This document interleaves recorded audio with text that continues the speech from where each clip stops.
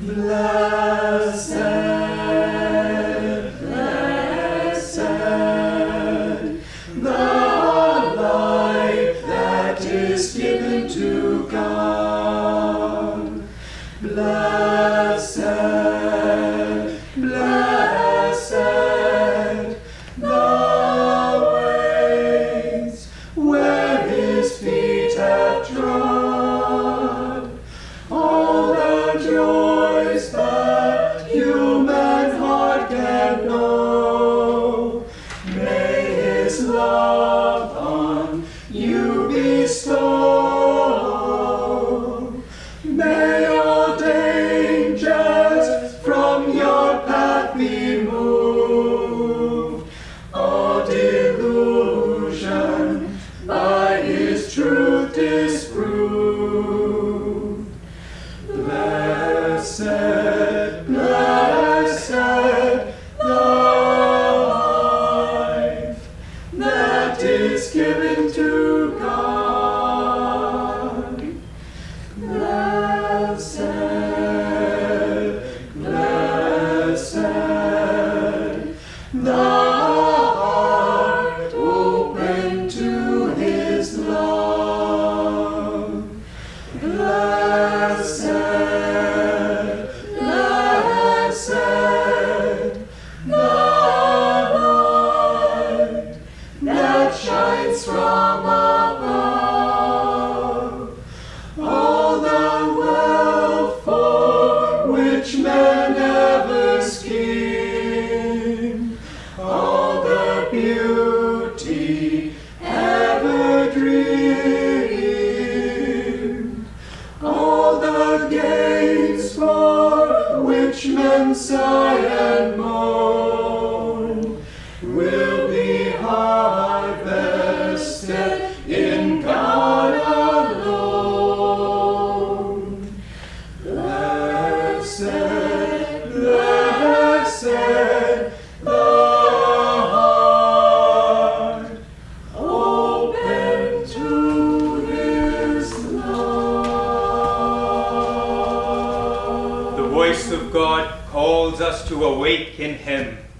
How will he find us? Awake and ready. And when he asks to dedicate our lives ever more perfectly, how he will find us. Awake and ready.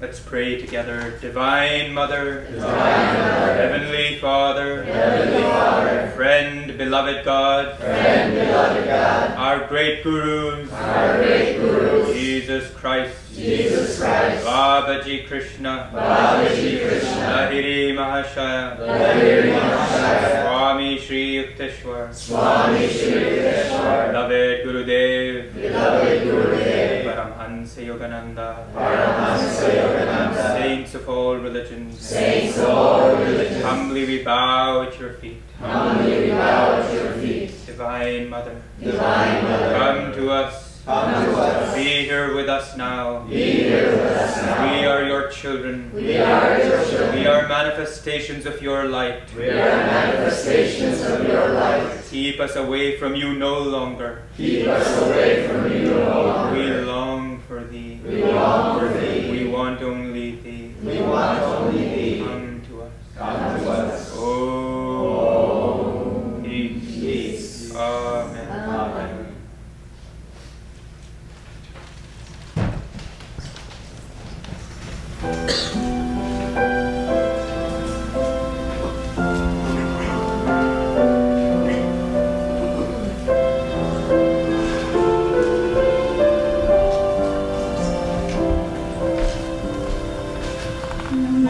Blessed she, the divine Mother, she who made thy universe.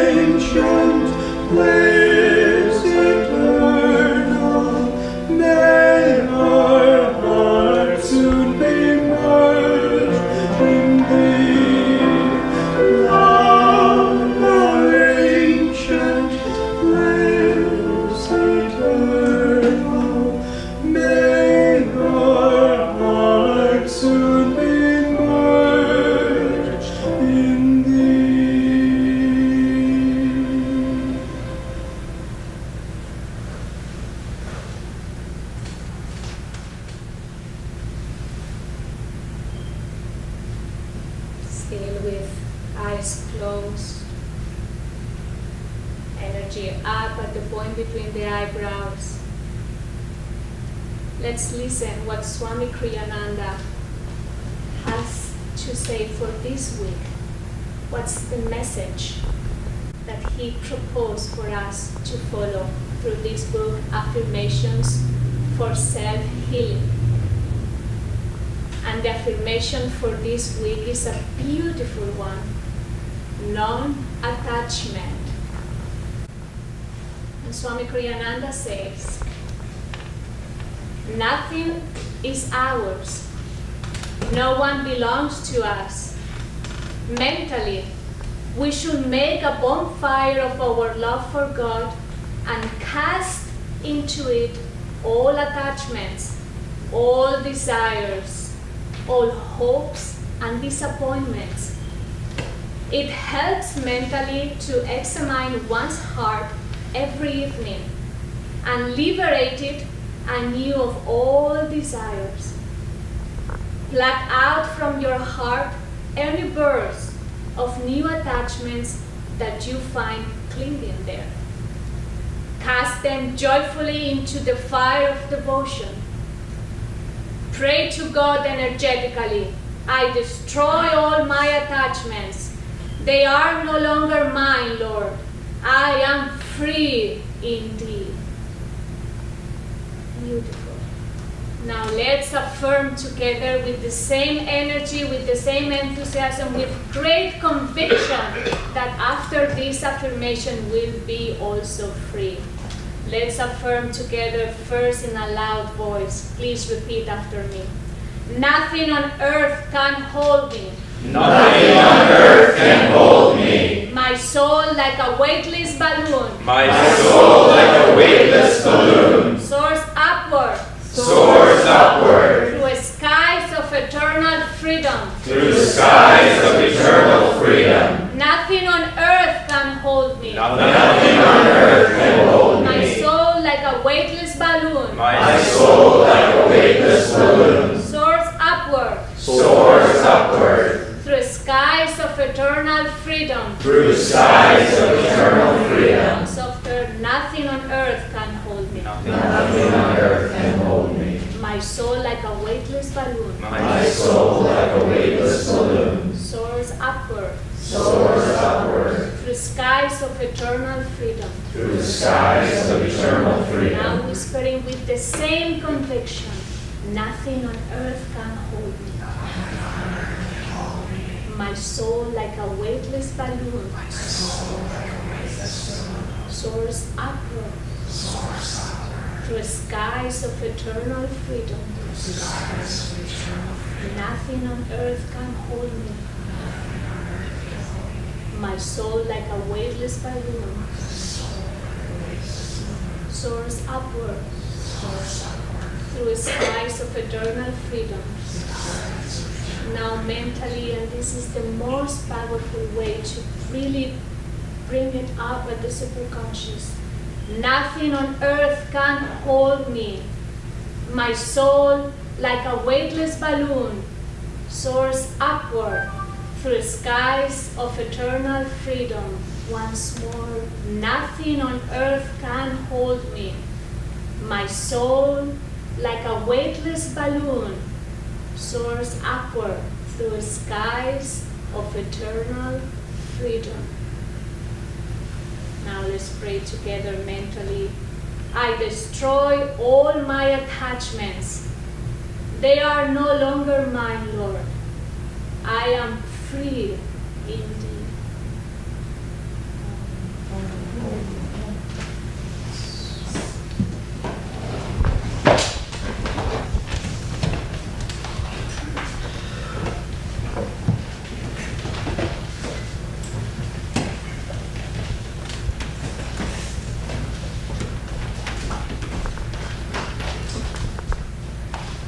Our weekly reading from Rays of the One Light.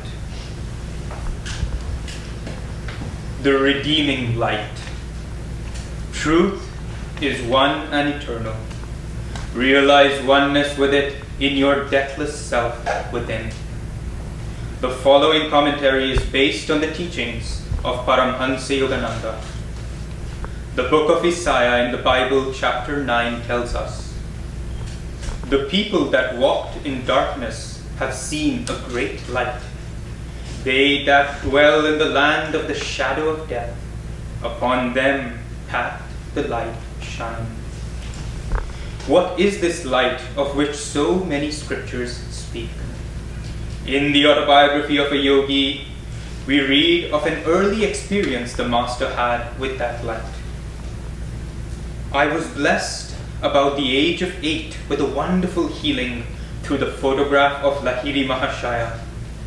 This experience gave intensification to my divine love. While at our family estate in Ichhapur, Bengal, I was stricken with Asiatic cholera. My life was despaired of. The doctors could do nothing. At my bedside, mother frantically motioned me to look at Lahiri Mahashaya's picture on the wall above my head. Bow to him mentally. She knew I was too feeble even to lift my hands in salutation. If you really show your devotion and inwardly kneel before him, your life will be spared." I gazed at his photograph and saw there a blinding light enveloping my body and the entire room. My nausea and other uncontrollable symptoms disappeared. I was well. At once I felt strong enough to bend over and touch mother's feet in appreciation of her immeasurable faith in her guru. Mother pressed her head repeatedly against the little picture.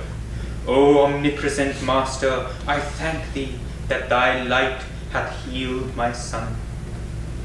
I realized that she too had witnessed the luminous blaze through which I had instantly recovered from a usually fatal disease. "Where my light is," God once told a saint whom the divine light had healed, "no darkness can dwell." The divine light, pure, calm, liberating, is the only final cure for every kind of delusion, ill health, emotional grief, and spiritual ignorance.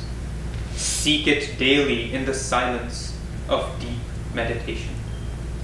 As the Bhagavad Gita says in the 5th chapter, "For whom that darkness of the soul is chased by light, splendid and clear shines manifest the truth, as if a sun of wisdom sprang to shed its beams of light." Thus, through Holy Scripture, God has spoken to mankind.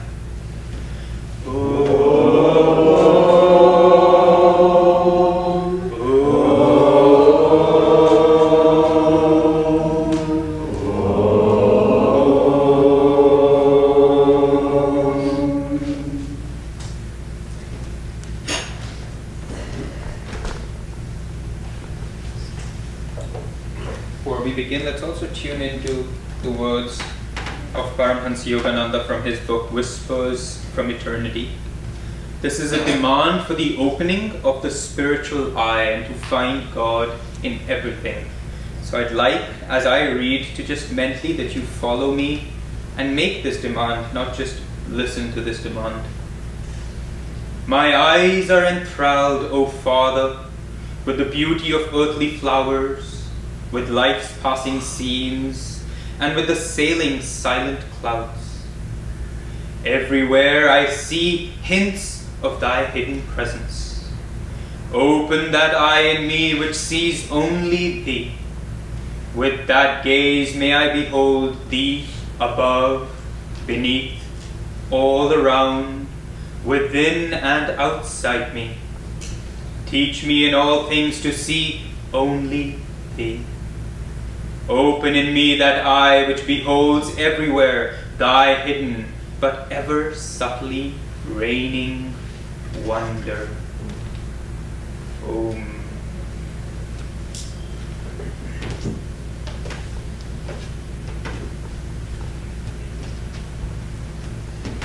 Good morning, everyone. Good morning. It's a great pleasure for us to be here with you today. Some of you may know us. My name is Shurjo. It's my wife Narayani. We're from Ananda's work in India.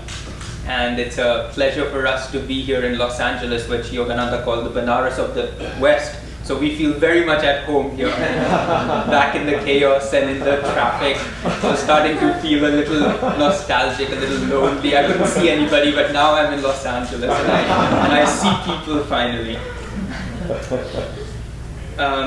Yogananda, in moments of ecstatic bliss, would often say to the people around him, he'd just close his eyes and he'd say, beautiful, beautiful.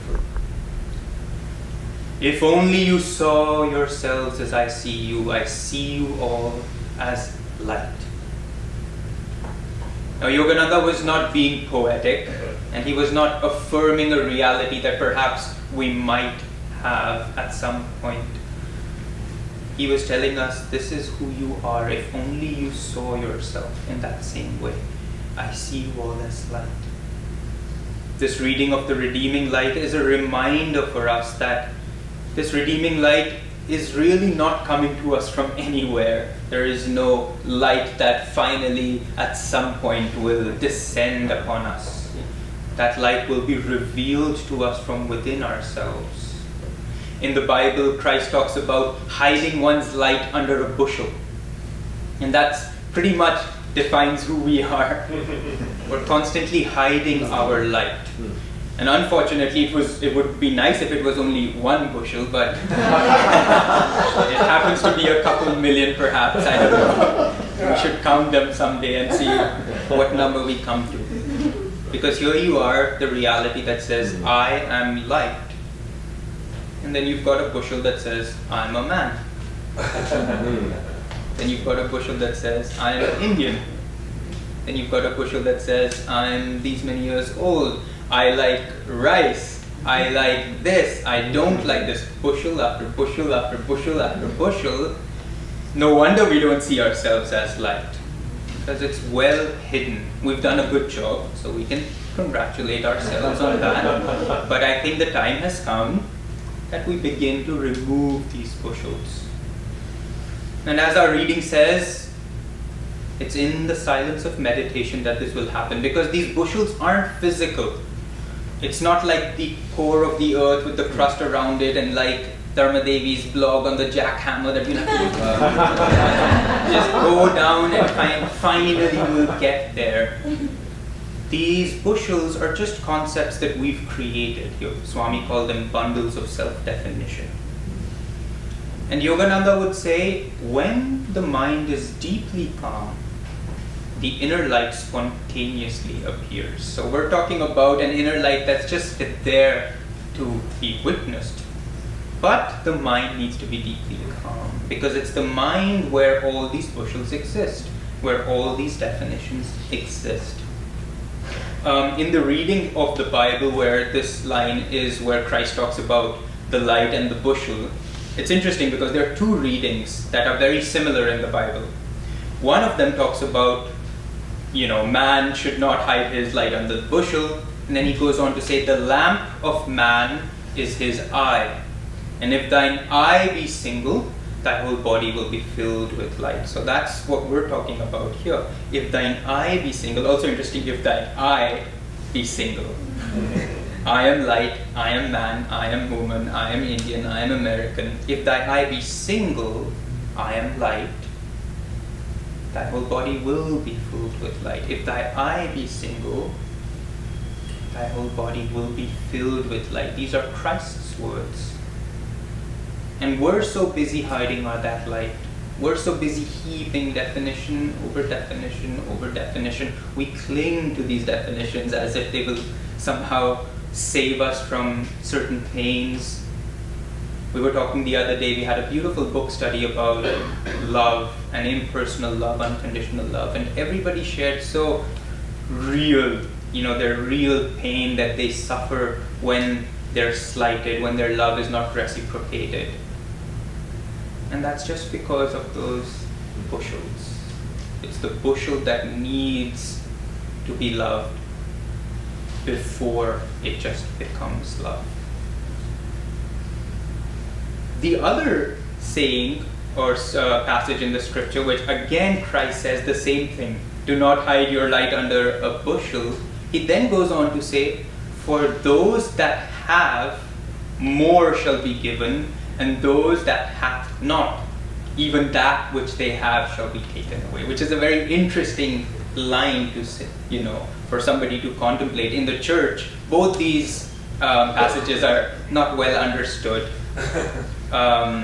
Nowadays they're changing the first passage from if thy eye be single to if thy eye be good, or if thy eye be pure, because they don't quite know what the single eye is. And even in this passage, they quickly go over it because people say, wow, so if a rich person already has money, will he get more money? And if a poor person doesn't have, will even that which he have be taken away? But the truth of it is, yes. Why? Because Christ here is talking about magnetism. Those who have money, they have magnetized it, and they have that magnetism to continue to attract it. Those who live in lack have the magnetism of lack, and even which they have, they cannot hold on to. And that goes for our relationships, that goes on for money, that goes on for our spiritual enlightenment as well. If we have light, if we live in the light, the more we express that light, the more that light will continue to come through us. The less we express that light, the more we hide it, the more we even want to keep that light for ourselves. That's why monasteries no longer serve the purpose of this new age, because it's all about holding that light rather than sharing that light. There's a story, a fun story from our time with Swami Kriyananda. We were in India, we were at a hotel in a city called Pune. And Swamiji often for his evening walks liked to go and see the nearby shops. So we went to a shop which was in the hotel, so that was easy. So we get to this shop. And it's one of those shops that are, they just have everything. But specifically it has a lot of precious stones and gemstones and carpets, just very colorful. Those of you who've been to India know the kind of shops I'm talking about. These are the Kashmiri shops. Swami loved them just because of the beauty and the color within. And so he said, that's the one, let's go in there. We enter, and the moment the shopkeeper sees us, he pounces on Swamiji, and he's like, what can I help you with? And try this, and he's just pushing one thing after the other onto Swami. And instantly Narayani and I have this, complete aversion and dislike to this man, just because you can just, you can see consciousness sometimes on people. You could just see this is that kind of a hyena, I'm going to prey on anybody who comes. That kind of consciousness. I'm going to just take as much as I can from this man. And Swami is not he's a shrewd man. He has power. So if he did want to give this man an indication to say, as an Italian we say, basta. He could have, but he was like, oh wow, oh this, okay, yeah, I'll take this as well, I'll take that. And then this man's so happy that this man, he's like, I found that my escape, I found the goat, the sheep, who doesn't know how to survive in India. So he's just going on and he's giving more, and the more interest Swami shows in him, the more he's heaping things onto Swami, buy this and get this, and the more anger and a little bit of hatred and repulsion Narayani and I are developing in ourselves. The more this man pushes Swami, and the Swami then just very sweetly, I am a disciple of Paramahansa Yogananda, and this man, the moment he realizes, this is a spiritual man, he starts using the spiritual angle to sell him even more things. Oh, this stone, oh, you're a disciple, you must know this stone will give you, instant enlightenment, and this stone will give you whatever. And Swami is just thrilled with this person. He's just like praising, oh, you're such a wonderful person. Oh my goodness, you're so helpful. And so this guy is just, we couldn't tell what's going on, and we're just trying to get, okay, Swami, I think, we've had enough. Let's go see the other shops. And the man's like, no, sir, look here and look this, buy this. And this just goes on for a little while. Narayani, in fact, had to just leave the shop for a moment because, we might have reacted a little strongly then. And here it is, Swami, she comes back, Swami's still buying things. And then finally, Swami takes out, it comes time to pay. Swami's about to sign, he pays by card. And he takes out from his coat this beautiful Swarovski pen, just crystals in it. And the moment he takes that pen out, this man, eyes light up and he said, what a beautiful pen. And Swami just said, would you like it? And he says, yes. Yeah, take it. He just hands that man the pen. So this is like the last straw for us. Any devotee would die to have that pen. Now this guy just has it. We walk out of the shop and Swami just very sweetly says, if anyone ever wants something from me, I must give it to him, for nothing is mine. So that's our first, just the outward aspect of him handing that pen over. But when later on we meditated on that moment, because we've been to Swami in other shops and it's never been this way, not so outwardly, absurd. And we realized that the moment we began to send negative energy to this shopkeeper, Swami instantly started sending him positive energy. The more anger that we developed, the more love he developed. The more I was, chastising the man, the more Swami would praise the man. Because you cannot fight anybody else's darkness with more darkness.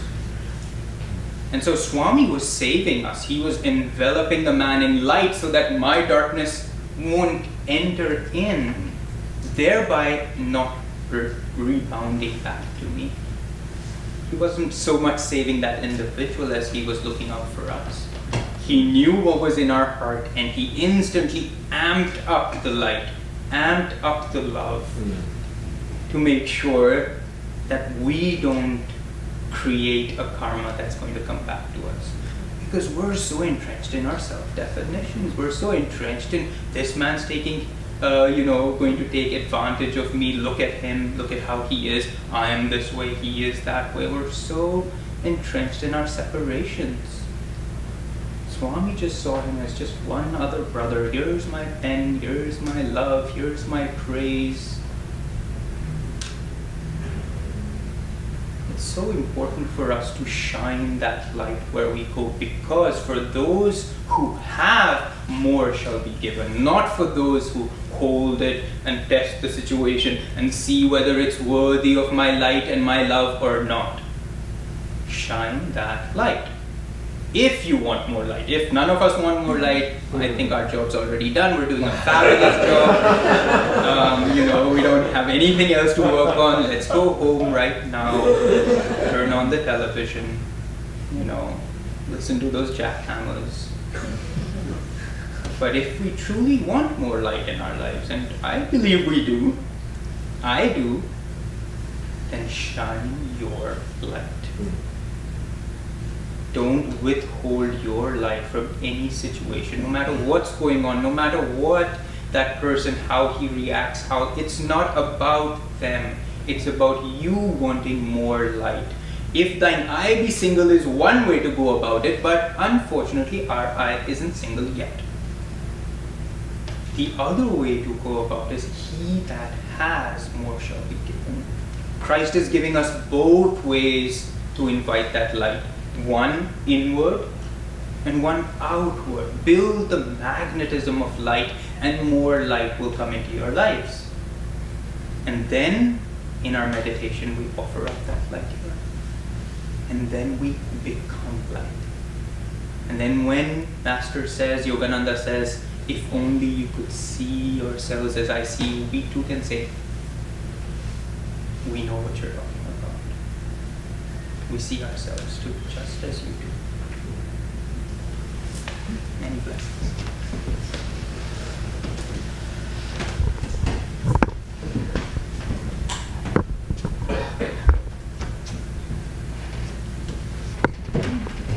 As I was reading the affirmation this morning about non-attachment, and I was reading right now, story came to mind where we were here, Swamiji was living here in Los Angeles, and I was also living in the same house with Narayani, Dharmadevi, and a few others.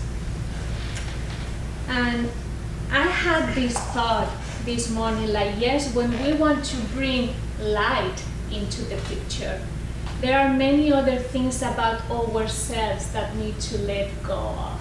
So we can't carry with ourselves. We just need to let the baggage, at the airport, because we cannot carry that with us. And I remember I was serving Swami Kriyananda for at least 1 year already. So I already more or less knew the ropes. I was just becoming closer to him. I could feel what he needed, what he didn't, just what it was to be around this great disciple of Paramahansa Yogananda, and what it was to feel Master's presence in Swami Kriyananda's physical presence. So I remember one evening having this beautiful meditation, and I was talking to Master, and I was telling to Master, thank you so much for letting me serving you in Swami Kriyananda, for letting me feel you so closely, so profoundly around Swami Kriyananda. I was having this immense gratitude in my heart. So I finished my meditation, and before I went to sleep, I just went to my computer to check my emails.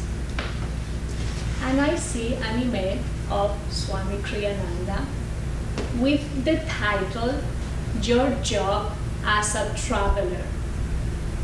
My job as a traveler. So I opened that email, and I see a long email about Swami Kriyananda telling me he just had this inspiration of me touring the country, touring California, giving TV interviews, radio interviews, giving lectures, and talking about one of his latest books called The Time Tunnel, which it was a children's book.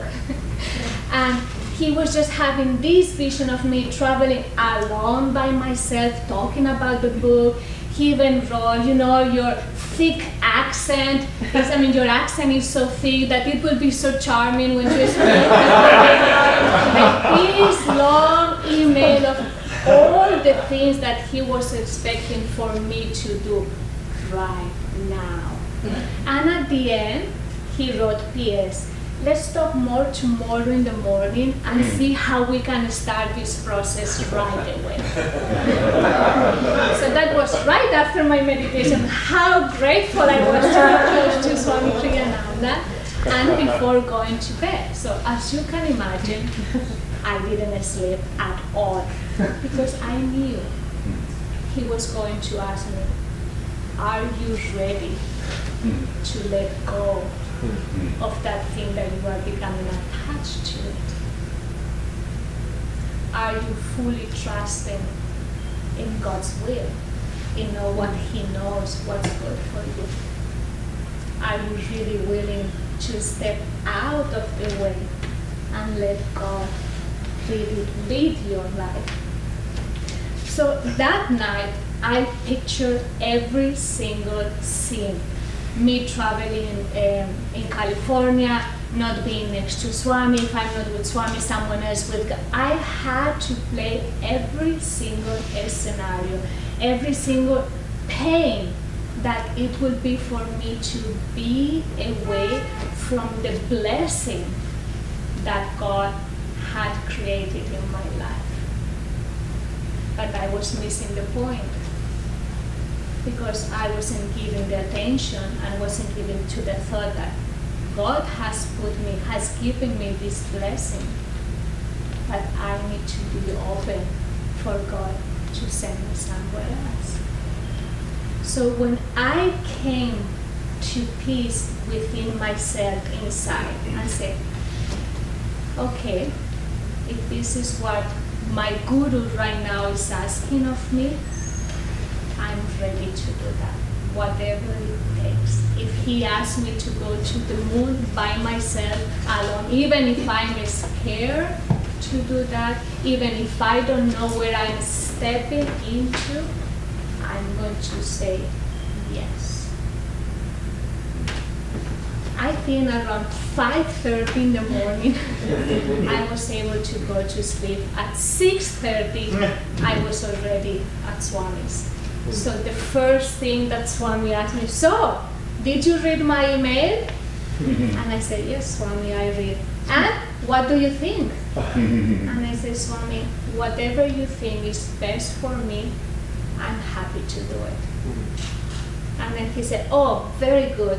Because then I had a later thought, I still need you. So let's postpone this. And that was it. I remained with him until the last day of his life. But that was what Swami Kriyananda was all about. He said about himself, Swami Kriyananda is an event for which I am responsible. I am responsible of every action, of every thought. I'm responsible of your karma if you are around me, and if you have any attachments, I'm going to work on them. Because you need to keep moving forward. You cannot keep moving forward with all these attachments and likes and dislikes and holding disappointment. You need to let them go so the true light can shine. When Shurjo was talking about that episode of the hotel, I remember also, and this story is inside the book, and if you are willing, you can buy many stories about Swami Kriyananda, but this specific one really touched me. We were at the airport, and we were coming, I think, from India to Italy. So in between, I think we stopped in Dubai. So we were waiting, Swami and I, sitting, waiting at our gate. And at some point, Swamiji nudged me with his elbow and said, look at that corner. Did you see that woman? She's crying. Could you please go and see what she needs? And I said, okay, Swami. So I left my bag and I went to that lady. She was like sobbing, crying, but very sad, crying a lot. I went, are you okay? I'm sorry to disturb you, but do you need anything? Is everything going all right? Anyway, so she told me she just lost her passport. It was her first time she was traveling by herself. She didn't have a cell phone. She felt lost. The police was coming. So anyway, a little bit of a hassle, and she was like very afraid. She didn't know who to contact. It was her first time traveling alone. So I just told her, we are sitting there. If you need any help, please come and join us, or if I can help you with anything, but I'm sure everything will be all right. Okay, thank you. So I went there and I sat. I said, Swamiji, everything is fine. She's fine. She just lost her passport. The police is coming. Everything is going to be taken care of. Just don't worry. So I just sat. I took my book just to read and relax. And Swamiji said, Narayani, could you please go again and sat with her? She's still crying. She will need a friend. Please go. I said, okay, Swami, I'll go again. So I left the book. I went again. I sat with her. I spent like 15 minutes talking with her.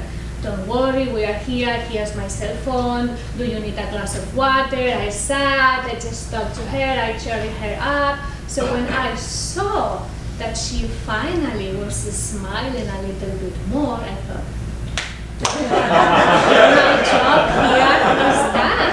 So he's sitting by himself, he's sitting alone. What about if he needs to go to the bathroom, if he needs water? My true priority is taking care of Swami Kriyananda. So when I finish my 15 minutes of act of kindness, I went back to Swami. I sat and said, Swami, she's totally all right. You don't need to worry about anything. She's perfectly fine. I spoke with her. She's not crying anymore. Let's just wait here until we are called. And I think Swami looked at me. He did like a scan of my energy, and he saw I wasn't getting. And he said, you know, Narayani, I think you should go with her again and sit with her until we are called to board, until we are ready to go into the plane. We were 45 minutes. Still, we needed to wait. So I looked and I said, Swami, there are still 45 minutes. He said, it doesn't matter. Go and sit with her until we are ready to board. So then I thought, something is going on here. And this has nothing to do with that woman, but it has to do with me. There is something here I need to learn. So at that moment I understood energetically there is a lesson for me here to learn, and I'm going to learn.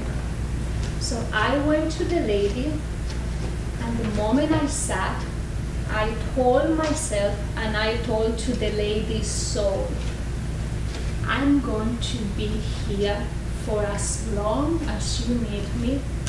I'm going to listen to you to whatever you need to tell me. I'm going to embrace this situation fully, and I'm going to give myself fully and consciously to every single moment that I will be by your side. What happened afterwards was incredible.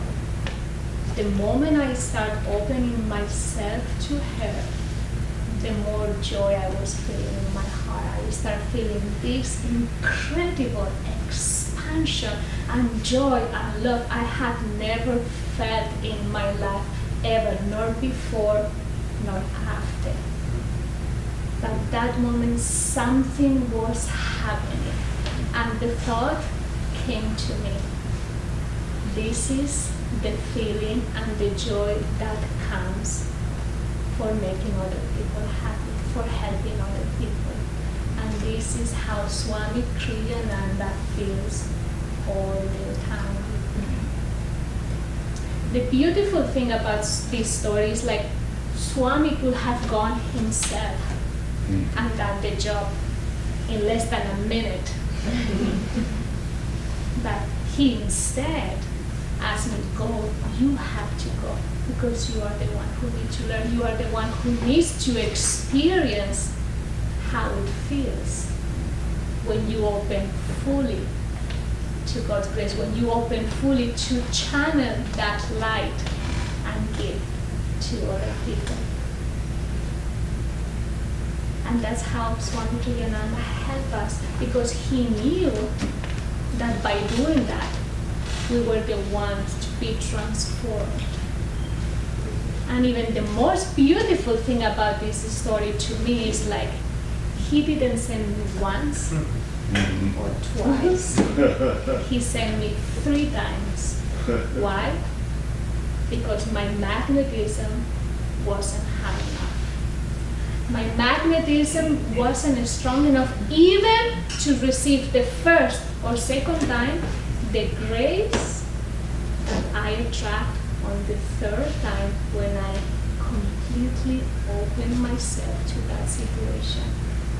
So sometimes we wonder, I sit here in meditation for so long and I don't feel anything. Or I'm doing this kind of seva, this kind of service for so long, but I don't feel the joy. Look out there. Maybe you have not magnetized yourself enough to attract what God wants to give you. The problem is not out there. The problem is in us. And we keep doing the same thing again and again until we get it. I was sent 3 times, but sometimes we need to come back even 3 lifetimes until we really get it. Being with Swami Kriyananda was an opportunity to accelerate that karma and that process. And for each one of us who are disciples of Paramahansa Yogananda, this is how it's going to look like in this lifetime. And it's going to be to each one of us. It's going to be a matter of time. How many times Master is going to send you there? How many times God is going to send you to the same relationship, to the same situation, to the same problem? Why? Because there is something for us that we still need to learn. And the beautiful thing is like we have so much help. So open yourself to wherever God has put you. Because wherever God has put you, that's where we need to learn. That's what we need to learn.